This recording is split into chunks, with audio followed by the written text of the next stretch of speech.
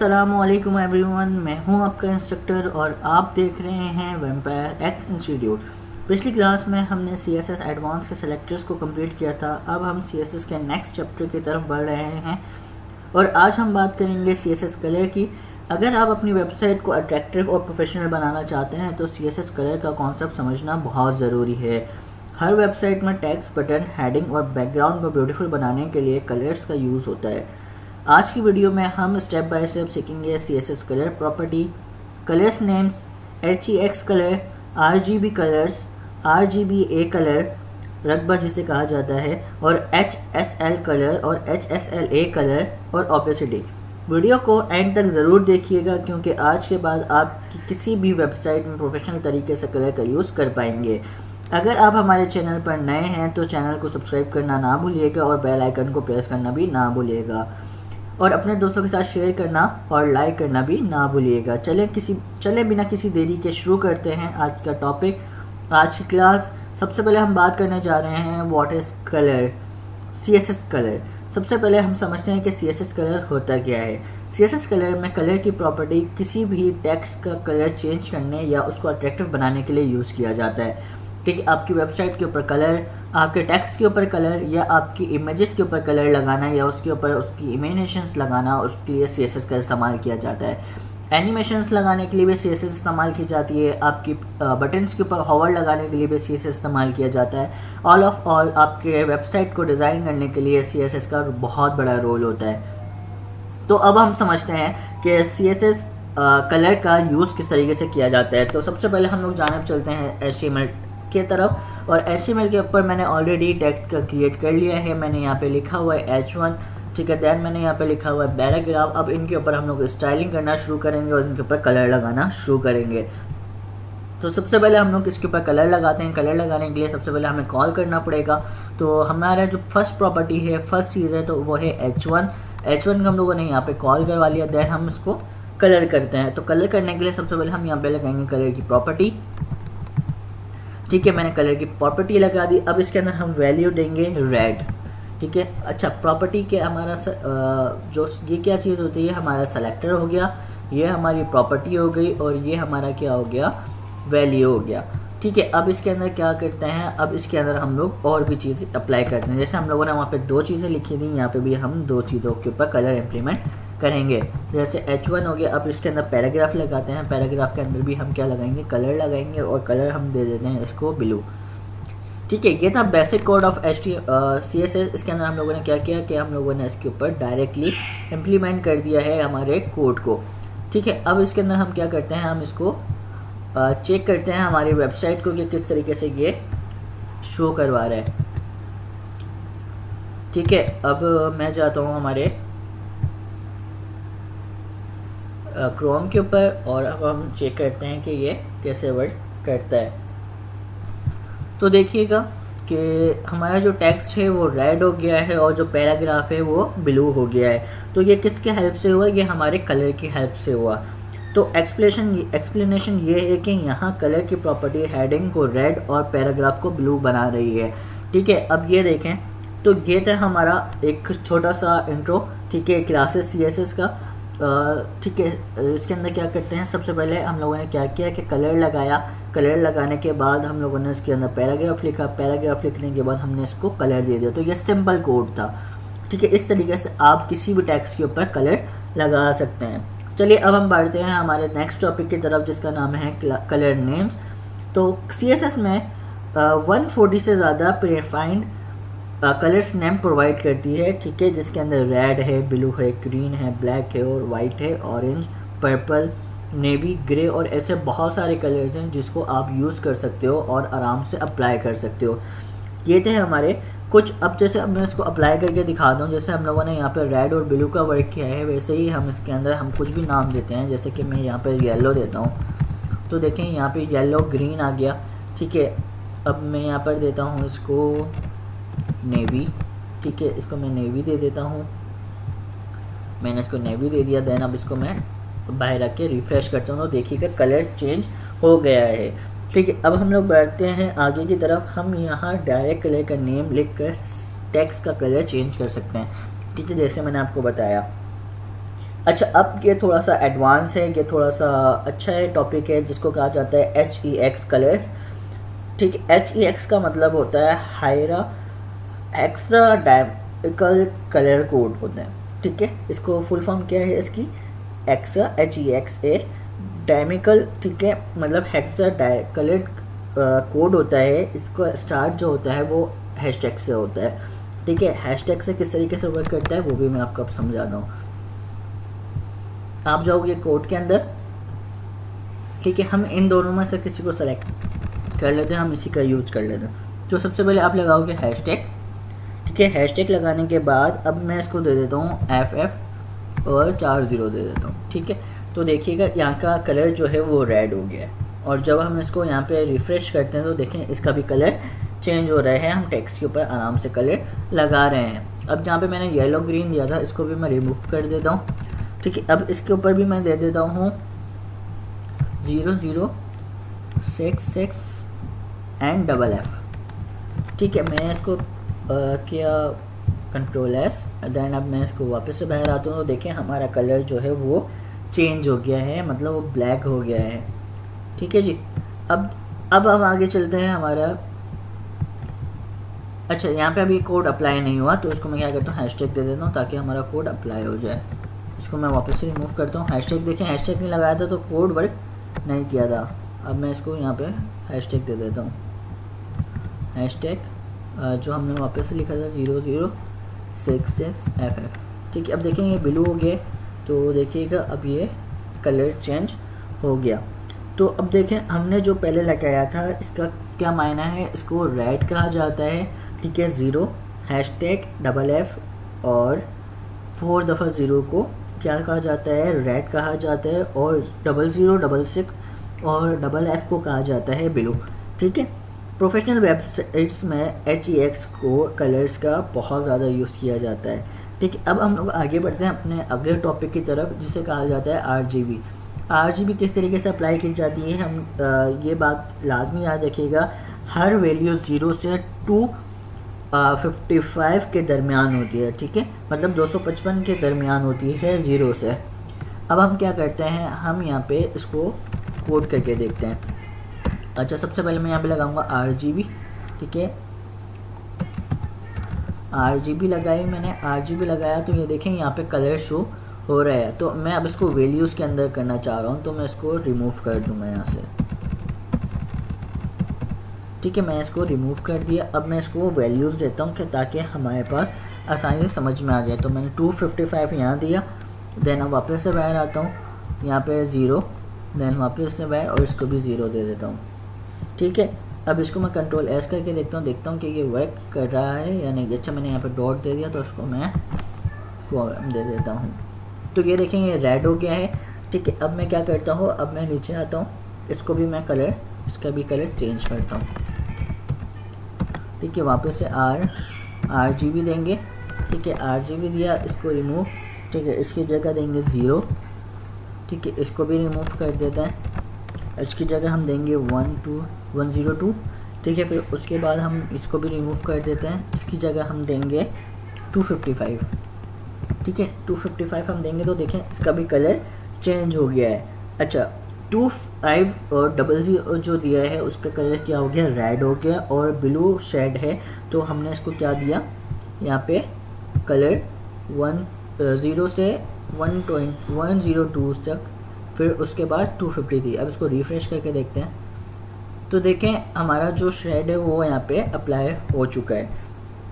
अच्छा, अब बताता हूँ आगे के टॉपिक। अब आते हैं रकबा कलर के बारे में।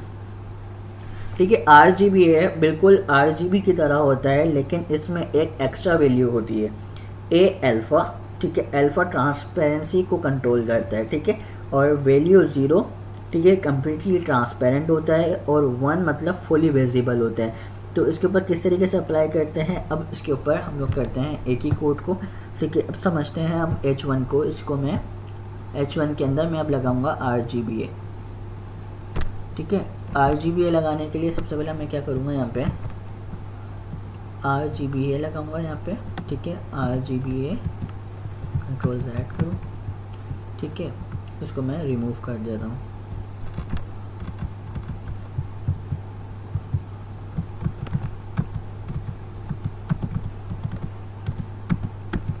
ठीक है, अब मैं यहाँ पे लगाता हूँ RGBA, ठीक है, ये लगा दिया। इसके अंदर देखें 4 आ रही है, सबसे पहले रेड, ग्रीन, ब्लू और अल्फ़ा, ठीक है। अल्फ़ा का मैंने जैसे बताया ए अल्फ़ा है, तो इसका मतलब क्या होगा, ट्रांसपेरेंसी को कंट्रोल करता है। अब 0 है तो 0 का मतलब क्या होगा, कम्प्लीटली ट्रांसपेरेंट, और 1 का मतलब क्या होगा, फुली विजिबल होगा। तो सबसे पहले हम क्या करते हैं, हम यहाँ पे वैल्यूज़ देते हैं इनको रिमूव करके। तो सबसे पहले मैं यहाँ पे दे देता हूँ 255, ठीक है। फिर उसके बाद मैं यहाँ पे दूंगा 0, और इसको भी मैं दूंगा 0, ठीक है जी। इसको भी मैंने क्या दूंगा, 0 दे दूंगा, और इसको मैं अल्फ़ा की दे दूंगा 5। अल्फ़ा को मैंने क्या दे दिया, 5 दे दिया, ठीक है। अच्छा, इसके अंदर मैं एक काम करता हूँ, मैं इसको भी ये 1 2 3 एक और 0 दे देते हैं यहाँ पे हम, ठीक है, 0। और इसको अब हम करके देखते हैं रिफ्रेश, कंट्रोल एस, ठीक है। अब देखते हैं हमारा जो कलर है वो विजिबल हो रहा है या नहीं। अच्छा, इसके अंदर एक मैंने शायद छोटी सी मिस्टेक कर दी है, वो हम देखते हैं कि क्या इसके अंदर मैंने मिस्टेक की है, ठीक है। इसको मैं मिला देता हूँ ताकि कंट्रोल एस चेक करता हूँ कि ये इम्प्लीमेंट हो रहा है या नहीं। तो अभी तो इम्प्लीमेंट नहीं हुआ, वापस से मिस्टेक चेक करते हैं। इसको मैं अल्फ़ा करके देखता हूँ, ठीक है, 2 मिनट, कंट्रोल सेट,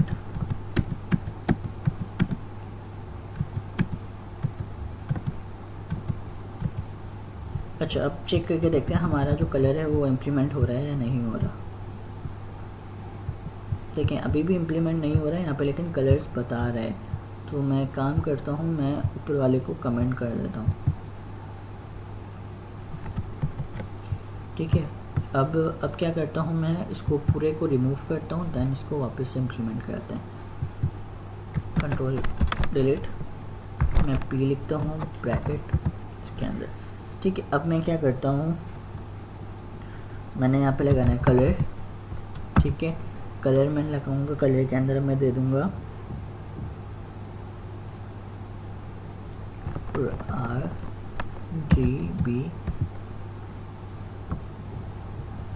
RGBA, ठीक है, RGBA दिया।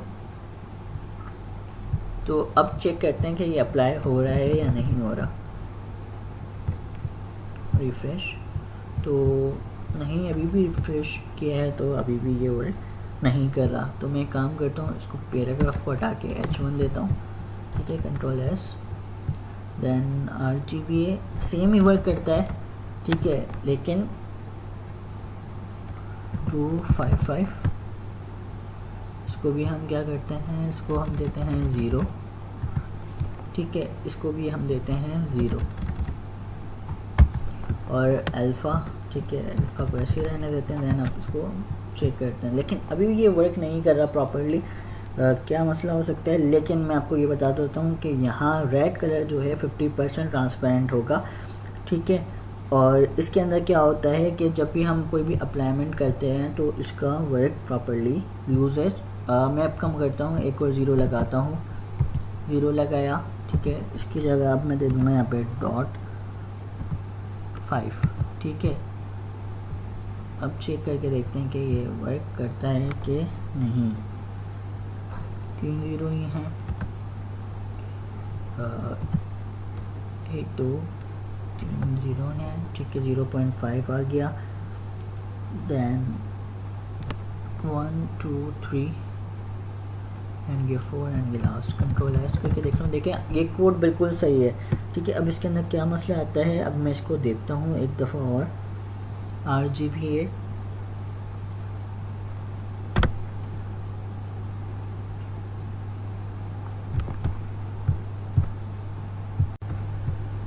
अच्छा अब मैं वापस से कोड के अंदर आया हूँ, तो यहाँ पर देखें कि हमारा जो प्रॉब्लम थी वो सॉल्व हो गई है, ठीक है। अब मैं इसको क्या करता हूँ, कंट्रोल एस करता हूँ और मैं जाता हूँ कोड की तरफ, और मैं इसको यहाँ पर जाके रिफ्रेश करता हूँ। तो हमारा देखें कि ये थोड़ा सा लाइट शो करवा रहा है। अब चेक करते हैं, हमारा बैकग्राउंड जो है वो ब्लैक होता है, तो इसके अंदर क्या होगा कि इसकी ट्रांसपेरेंसी बढ़ जाएगी, ठीक है। अब मैंने इसके अंदर ये चीज़ मेन थी कि रकबा जो होता है वो किसके सेम ही होता है हमारे RGB के, लेकिन इसके अंदर क्या होता है, जैसे मैंने आपको पहले बताया है कि अल्फ़ा जो है अल्फ़ा ट्रांसपेरेंसी को कंट्रोल करता है। ज़ीरो का मतलब क्या होता है, कम्प्लीटली ट्रांसपेरेंट, और 1 का मतलब क्या होगा, जो फर्स्ट वैल्यू है उसका मतलब क्या होगा, फुली विजिबली। यहाँ रेड कलर 50% ट्रांसपेरेंट हो गया है। ठीक है, अब आगे चलते हैं। आगे ये कोड के अंदर हम बात करते हैं HSL की। ठीक है, HSL का मतलब होता है हुई स्ट्रेशंस लाइटनेस।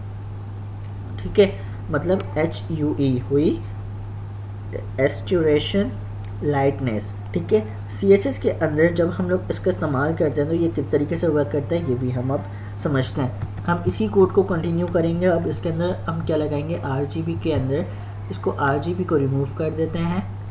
ठीक है, RGB को हमने RGB को रिमूव करने के बाद हम लगाएंगे HSL। ठीक है, HSL लगाने के बाद देखेंगे यहाँ पे शो करवा रहा है हुई एस्ट्यूरेशन लाइटनेस। अब इसके अंदर हम क्या करते हैं, हम इसको सबसे पहले दे देंगे 0।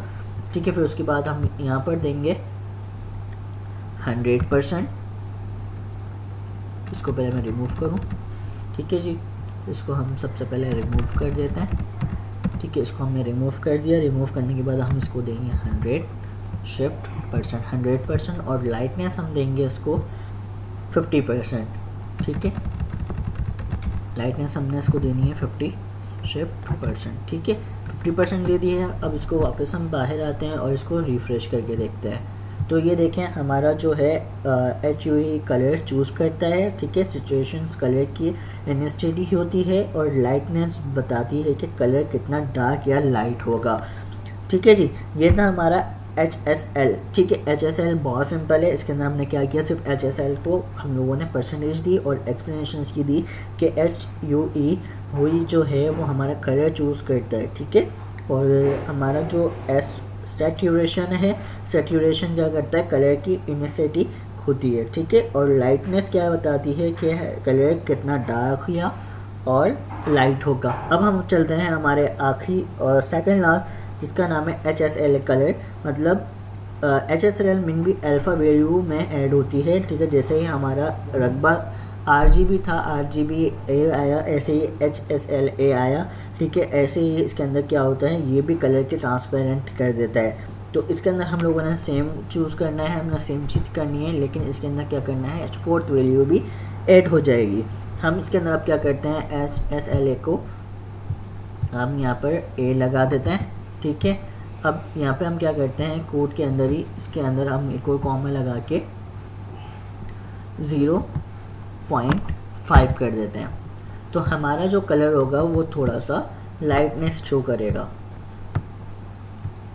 तो ये देखें, ये थोड़ा सा ट्रांसपेरेंट हो गया। ठीक है, ये क्या करता है, यहाँ भी ट्रांसपेरेंट करता है। तो ये इसकी सेम वर्क होता है, सेम चीज़ें होती हैं, लेकिन इसका अल्टरनेट क्या हो गया कि ये आपके कोड को, आपके लाइट कोड को क्या कर देता है, लाइट कर देता है। अच्छा, अब आते हैं हमारे लास्ट टॉपिक की तरफ, जिसका नाम है ऑपेसिटी। किसी भी एलिमेंट की ट्रांसपेरेंटी को कंट्रोल किया जाती है। जैसे कि हमने इमेज लगानी है या कुछ चीज़ इमेज का करना है, तो सबसे पहले हम क्या लगाएंगे, इमेज लगाएंगे। देन इसके ऊपर हम क्या कर देंगे, ऑपेसिटी लगा देंगे।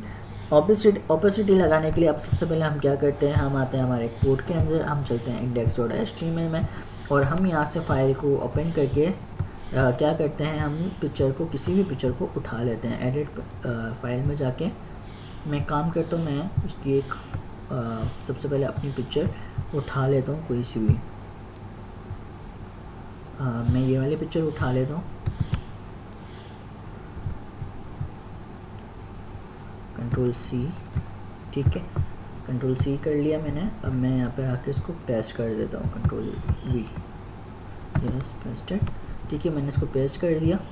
अब मैं क्या करता हूँ, इसको मैं यहाँ से दिखा देता हूँ। ये पिक्चर मैं चूज़ कर रहा हूँ। ठीक है, अब मैं क्या करता हूँ, अब मैं यहाँ पे इमेज लगाता हूँ। तो इमेज लगाने के लिए सबसे पहले आपने क्या कर लेना है, आप नीचे आ जाओगे। ठीक है, आप लगाओगे इमेज। ठीक है, इमेज आपने लगाया। इमेज के अंदर आप क्या दोगे, सबसे पहले ये वाली इमेज उठा के आप यहाँ पे पेस्ट कर दोगे। Ctrl+V हमने जैसे कि यहाँ पे पेस्ट, एक सेकेंड, इसको मैं यहाँ से उठा लेता हूँ, इसको कॉपी कर लेते हैं, ठीक है। इसको हम क्या करते हैं, यहाँ पे प्रेस कर देते हैं, कंट्रोल वी करके प्रेस कर दिया, और अल्टरनेट क्या कर देते हैं, इसकी इमेज कर देते हैं, ठीक है, इमेज कर दिया। अब इसके अंदर हमने क्या करना है, CSS को अप्लाई करना। पहले मैं पेज पे ले जाके दिखा देता हूँ कि ये हमारा ये पेज पे आई है ये कि नहीं। ये देखें, ये हमारी इमेज पे हमारा जो पोर्टफोलियो है वो यहाँ पर शो हो रहा है। तो अब सबसे पहले हम क्या करते हैं, हम अपना इसके अंदर CSS इम्प्लीमेंट करवाते हैं। CSS इम्प्लीमेंट करवाने के लिए सबसे पहले हम क्या करेंगे, नीचे आ जाएंगे और इसके अंदर इमेज को कॉल कर लेंगे। इमेज लगाई, इमेज को हमने कॉल कर लिया, ठीक है। इमेज को कॉल करने के बाद अपने क्या कर लेना है, ब्रैकेट ओपन कर लेना है और यहाँ पे लिखनी है ओपेसिटी, ठीक है। ओपेसिटी हम दे देते हैं 0.5, ठीक है। कंट्रोल एस करते हैं, वापस से बाहर आके रिफ्रेश करते हैं, तो देखें हमारी जो पिक्चर है वो ट्रांसपेरेंट हो गई है। तो पिक्चर को ट्रांसपेरेंट करने के लिए ओपेसिटी लगाई जाती है। अब इसका मतलब होता है 0.5 करके 50% आपकी जो ट्रांसपेरेंट है वो क्या हो गई है, 50% ट्रांसपेरेंट हो गई है आपकी इमेज, ठीक है। CSS में कलर देने के कितने कॉमन मेथड होते हैं ये मैं आपको बताता हूँ। सबसे पहले हम बात करते हैं कौन कौन से होते हैं। कलर्स नेम, HEX, RGB, ठीक है, रकबा, HSL और HSLA कितने होते हैं, 1 2 3 4 5 6 आपके पास मेन कलर देने के कॉमन मेथड्स होते हैं, ठीक है। ये थे हमारे 6 टॉपिक, ठीक है। 6 टॉपिक्स थे हमारे पास, ठीक है, जिसके अंदर हम लोगों ने कवर किया अपने कलर्स को कि किस तरीके से कलर अप्लाई किए जाते हैं CSS की तरह। अच्छा, आज हमने CSS के कलर को कंप्लीट के साथ सीखा है, ठीक है। हमने देखा कि कलर प्रॉपर्टी, कलर नेम्स, रकबा A, ठीक है, HSL और HSLA और ऑपोजिट है। अगर आपको ये लेक्चर पसंद आया हो तो ये वीडियो को लाइक करें, अपने दोस्तों के साथ शेयर करना ना भूलिएगा और चैनल वेम्पायर एक्स इंस्टीट्यूट को सब्सक्राइब करना भी ना भूलिएगा। नेक्स्ट क्लास के अंदर CSS बैकग्राउंड कंप्लीट के साथ मिलते हैं। मुझे दीजिए इजाज़त, अल्लाह हाफ़िज़, मिलते हैं नेक्स्ट लेक्चर के अंदर।